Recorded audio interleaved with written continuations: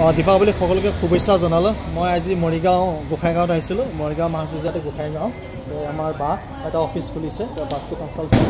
ইয়াৰ লগত বাস্তু যিকোনো কাম জানিব বিচাৰে। দীপাৱলী এনেকৈ যে গণপতিক চাকি আৰাধনা কৰিলে, পূজা পাতল কৰিলে হৈছে আমাৰ বা বৰ্ণালী শইকীয়া বা স্মিতা শইকীয়া।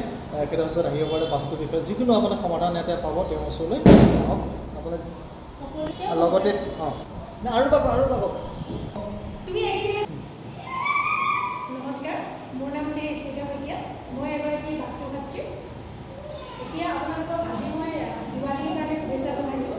দিৱালীৰ পোহৰে আপোনালোকৰ গোটেই জীৱনটো পোহৰাই ৰাখক আৰু আপোনালোকৰ মংগল কামনা কৰিছোঁ। আহি থকা দিনবোৰ আপোনালোকৰ সুখ শান্তি সমৃদ্ধি আৰু সুস্বাস্থ্যৱান হৈ থাকে, তাৰ বাবে মই ভগৱানৰ ওচৰত প্ৰাৰ্থনা জনাইছোঁ।